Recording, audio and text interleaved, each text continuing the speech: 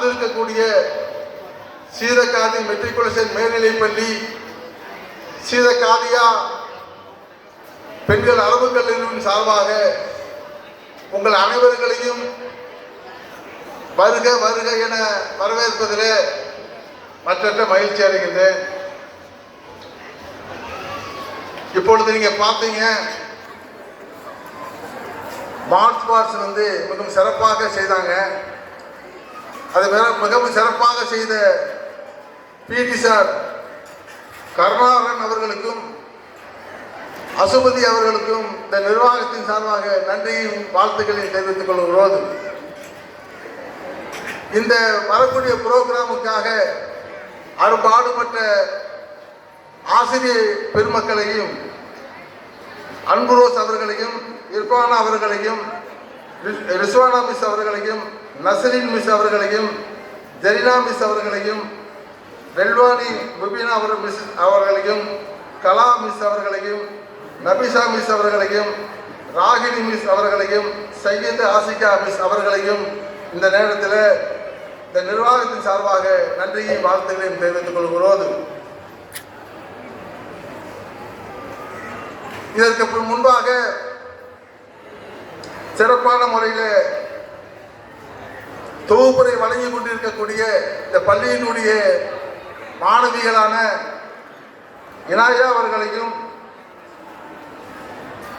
பரக்கத் நிஷா அவர்களையும் இந்த நேரத்தில் நன்றியையும் வாழ்த்துக்களையும் தெரிவித்துக் கொள்வதில் மற்றற்ற மகிழ்ச்சி அடைகின்றேன்.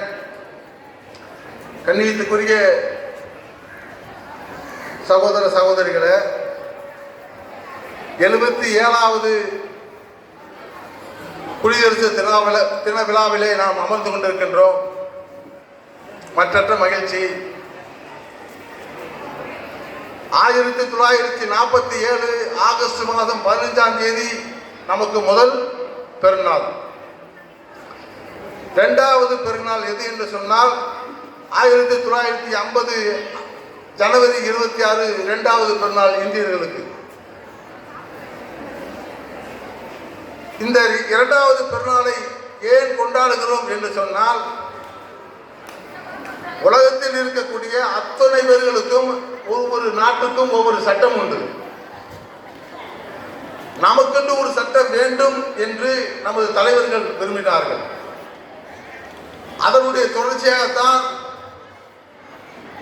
பாபா சாஹிப் அம்பேத்கர் அவர்களுடைய தலைமையிலே ஒரு குழுவை போட்டு சட்டத்தை இயற்றினார்கள். அந்த சட்டத்தை இயற்றிய நாள் தான் இன்றைக்கு ஜனவரி 26ஆம் நாள். அதைத்தான் நாம் கொண்டாடி கொண்டிருக்கின்றோம். இதனுடைய உள்ளடக்கம் என்ன என்று சொன்னால், 4 தூண்களுக்கு கீழே இந்த இந்தியா என்ற ஒரு கட்டமைப்பு அமைக்கப்பட்டிருக்கின்றது. முதலாவதாக ஜனநாயகம் என்ற ஒரு அமைப்பு, ஒரு கட்டமைப்பு. அதற்கு அடுத்தபடியாக மதசார்பு என்ற ஒரு கட்டமைப்பு. அதற்கு அடுத்தபடியாக கூட்டாட்சி என்ற ஒரு அமைப்பு, கட்டமைப்பு. அதற்கு அடுத்தபடியாக பன்முகத்தன்மை என்ற ஒரு கட்டமைப்பு. இந்த 4 தூண்களுக்கு கீழ்தான் இந்தியா என்ற ஒரு நாடு இயங்கிக் கொண்டிருக்கிறது என்பதை நாம் விளங்கிக் கொள்ள வேண்டும். ஆனால் இன்றைக்கு மத்தியில் இருக்கக்கூடிய ஆட்சியாளர்கள், RSS அரசியல் பிரிவாக இருக்கக்கூடிய பிஜேபி ஆட்சியில் இருந்து கொண்டிருக்கிறார்கள் 12 வருட காலமாக. அவர்கள் இந்த அரசியல் சட்டத்தை விரும்புவதில்லை. இந்த அரசியல் சட்டத்தை எப்படியாவது குளிதோண்டி புதைத்துவிட்டு மனுநீதியையும் அர்த்த சாஸ்திரத்தையும் அவர்கள் கொண்டு வர துடித்துக் கொண்டிருக்கிறார்கள். நாம் இதை எண்ணி பார்க்க வேண்டும். இந்த நேரத்தில் தமிழக முதலமைச்சர் முத்துவேல் கருணாநிதி ஸ்டாலின் அவர்களுக்கு ஒரு நன்றியை தெரிவித்துக் கொள்ள வேண்டும். எப்படி என்று சொன்னால், புதிய கல்விக் கொள்கை என்ற ஒன்றை கொண்டு வந்து அந்த புதிய கல்விக் கொள்கையை நீங்கள் தமிழ்நாட்டிலே இம்ப்ளிமெண்ட் பண்ண வேண்டும் என்று சொன்னார்கள் மத்திய அரசு. நம்ம முதலமைச்சர் ஸ்டாலின் அவர்கள் சொன்னார்கள், நாங்கள் புதிய கல்விக் கொள்கையை ஏற்றுக்கொள்ள மாட்டோம் என்று சொன்னார்கள். அப்படி சொல்லும் பொழுது நீங்கள் ஒரு கல்விக்காக விரோதமாக இருக்கிறீர்கள் என்று மத்திய அரசு சொன்னது. முதலமைச்சர் அவர்கள் சொன்னார்கள், நாங்கள் பிடிவாதமாக நாங்கள் இந்த கல்விக் கொள்கையை ஏற்றுக்கொள்ள மாட்டோம் என்று சொன்னார்கள்.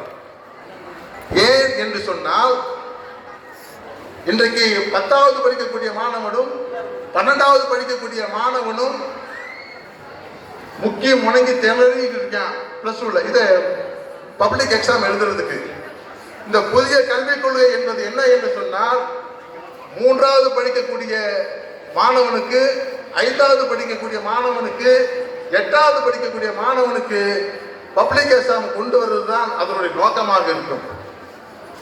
ஆனா இதை ஃபர்ஸ்ட் இம்ப்ளிமெண்ட் பண்ணது யாரு என்று சொன்னால், பிஜேபி ஆளக்கூடிய குஜராத்திலையும் உத்தரப்பிரதேசத்திலையும் முதல்ல என்ன செய்றாங்க, இந்த சட்டத்தை அமல்படுத்தினாங்க.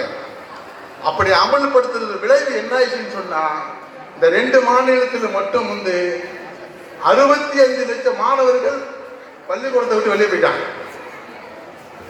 நீங்க சிந்திச்சு பார்க்கணும்.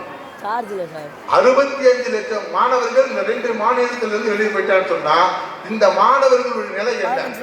குலக்கல்வியை மேம்படுத்துவதுதான் மத்திய அரசுடைய நோக்கம்.